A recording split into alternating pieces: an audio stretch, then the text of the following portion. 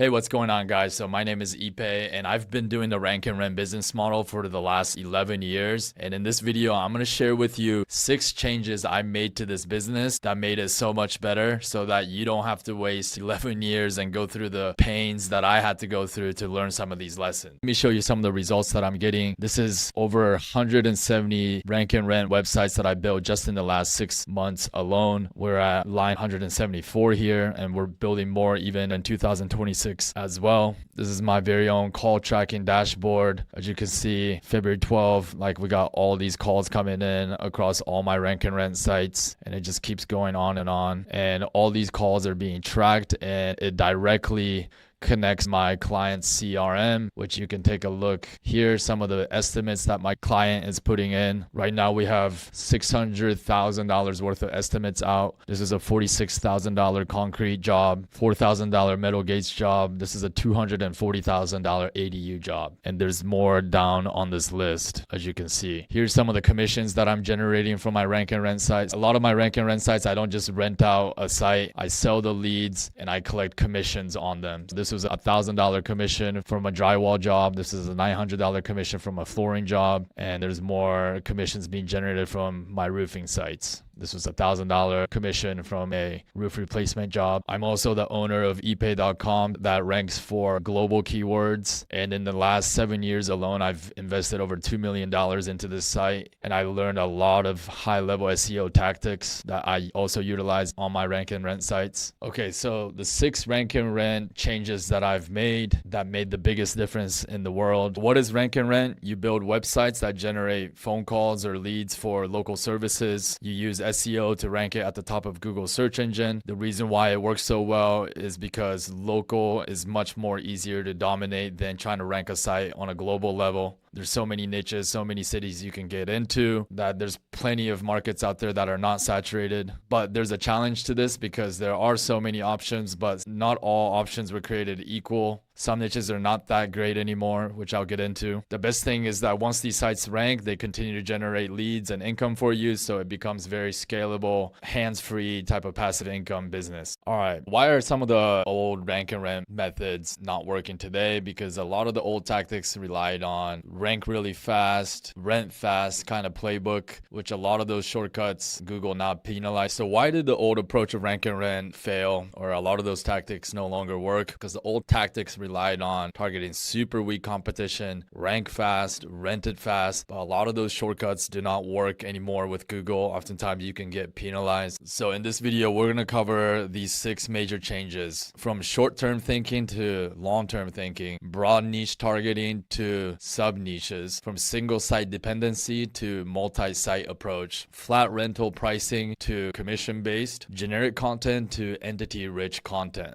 All right, the first change, long-term thinking. First, students need to understand that these sites will get more and more powerful over time. I often have sites that I forgot that I built like months and months ago, and 6, 7, 8 months later, it's now ranked, starting to generate leads. So if you're brand new to rank and rent and you only build 2 sites and it's not generating leads after 3, 4 months and you give up on this business model, this is your complete loss. The best thing you can do is actually to go out and build more sites and let all those sites age over time. Students need to realize that even if a site makes some money every month, it compounds over time, because while these sites are ranking, you can leave them alone and you can go work on other sites. I have sites from 10 years ago still making me money to this day. If I did the total on how much these sites have made me over the last 10 years, one site has made me $200,000 and up. Also understand that this is one of the great things about SEO, that it does take time, and this creates a moat for the business, which is protection.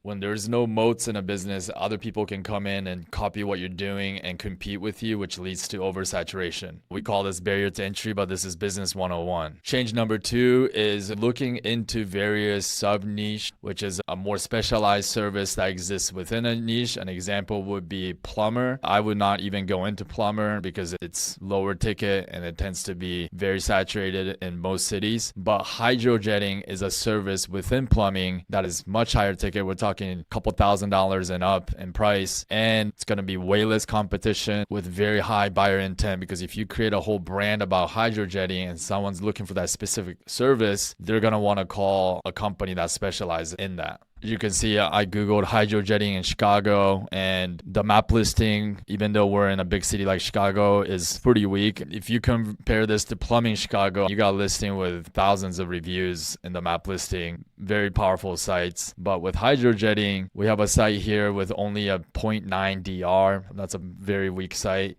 This brand doesn't even have an exact match in it. This is an off page that's ranking. So in a huge city, and this page that's ranked at the number 3 spot doesn't even have the word hydrojetting in the title. In a huge city like Chicago too. So if I created a brand all about hydrojetting in Chicago, I'll be able to outrank these guys much if I was to try to go into plumbing. All right, the change number 3 is we're going to take a multi-site approach, meaning that it used to be when there was much less competition, some niches you could just build one map listing, one website for the whole city, and you would get decent enough amount of leads, and you would just rent that entire site over to a business owner. These days, what I'm doing is I am tackling a bigger area by ranking multiple sites for one company, finding a company that has the capacity to scale and continuously generate leads from multiple different locations and get paid on commissions. Especially because GBP has gotten a little bit more tricky to get, even though in my community I have different ways to get those still, even in 2026. But if you have multi-site approach, even without the GBP, you can generate a lot of leads because you're not depending on one site and one GBP. So by multiplying the amount of digital assets and the number of websites that you have, the summation of that can outdo 1 GBP or lack thereof. So what I mean by that is instead of just building in Los Angeles, you build sites in Glendale, Pasadena, Santa Monica, Downey, Anaheim, all these cities all around. I am dominating them in the home construction niche. Let's pick some city in the Midwest like St. Louis, right? A city like this that's not going to have as much big suburb cities around. You can still take a multi-site approach by targeting specific sub-niches within the niche. So for example, say you build a St. Louis concrete site, and then you build a St. Louis concrete driveway site, St. Louis concrete patio site. You can layer in multiple websites for the same niche, but you target various other long tail keywords with a site. And oftentimes just doing that will outpace just having one site and 1 GBP. With that being said, if there are cities nearby the main city that's at least 70,000 to 100,000 population, it will be worth creating a standalone site for those kind of cities as well. From renting out the site to earning commissions, like I showed at the beginning of the video, my sites generate leads that can range from a couple $1,000s to $30,000 to $50,000. I also specifically target commercial type of keywords that can go up into the 50,000 to 100,000 and up. So when I'm able to use SEO techniques to target these highly specific, lucrative, big ticket jobs, I don't want to just rent out a site for a flat fee because 1 month the site might not generate a big commercial job, but the next month it might. So it can fluctuate quite a bit. This is why I have developed a way to connect to my client's CRM so I can get full transparency and earn commissions and create a truly performance-based win-win relationship with the business owner. And the business owners that I work with over the last 7-8 years, they love me because I'm responsible for really scaling their business over the years. And I've seen it myself, a rank and rent site that I would have in the past rented out for $1,000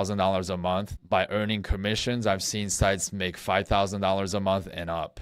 And I would say in most industries, business owners would be comfortable paying 5 to 10% commission off the top. Understand that most small businesses are used to paying around 7% off the top in marketing costs if they're a company that's serious and that's trying to scale, whether that be running paid ads on social media platforms or Google AdWords. Companies know that there's always a marketing expense to bring in more customers than the average company in the area. All right, so here's another important change. Knowing when to target bigger cities. I've seen so many people in the rank and rent business where they get excited about getting their first small win in a very small city, and maybe they rent their out for $300 a month or $500 a month, and they get entrained on that and they think this is the way to build the business, and they keep building sites in much smaller cities. But when you begin to scale and deal with so many different clients that are only paying you a couple $100, it becomes more and more difficult to scale. So these days what I'm doing is understanding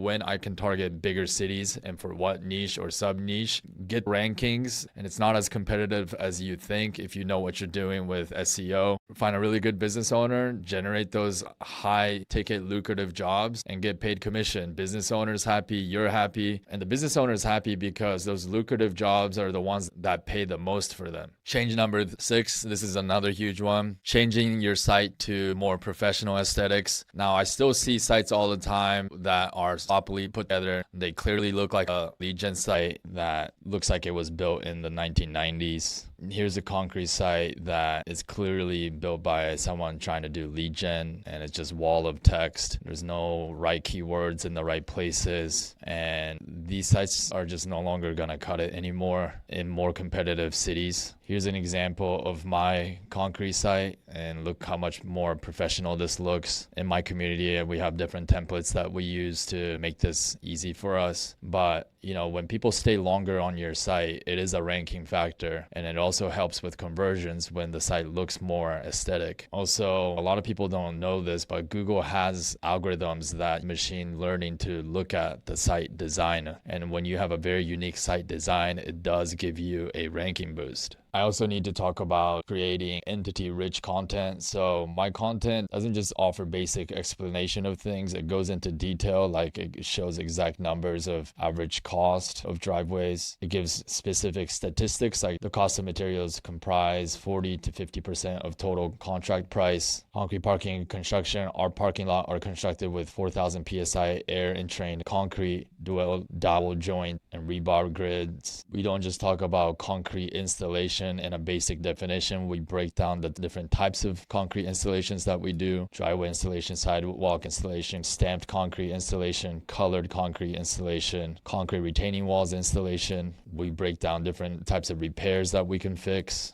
This is writing content with the understanding of semantic SEO, which says that Google now understands the language, it understands the relationship between words and concepts. So when you can tie different concepts together, that strengthens the main topic, which in our case would be concrete, then it increases our authority score on our content. But the key is to be able to put things on your homepage that your competitor is not putting on. What other different types of topic you can cover on your homepage and tie it into the main topic that is both useful and authoritative, that's not covered by your competitors. I have an AI content writer that I've trained specific with semantic SEO in mind that you can find on epay.com. However, in my community, I go much more in depth about semantic SEO and how you can utilize it to outrank your competition, oftentimes even without backlinks. Okay, so the 6 changes in conclusion that we've covered, going from short-term churn and burn type of mindset to long-term building real quality sites that last the next 5, 10, 15 years, going from broad niches that everybody talks about in the rank and rent space like plumbing or even towing, and going into more specific strategic sub-niches, and also having strategies to even find even more obscure niches as well. Going from single site dependency to taking on a multi-site approach where you're dominating your competitors because you have multiple sites out there targeting multiple cities or multiple keywords. The sum of these multiple sites can easily outperform one site, one GBP. Going from flat monthly rent to performance-based commission. Oftentimes flat monthly rent can hamper the income you're making from this business because you're only thinking about ranking for the main keyword, not realizing that almost every industry has certain services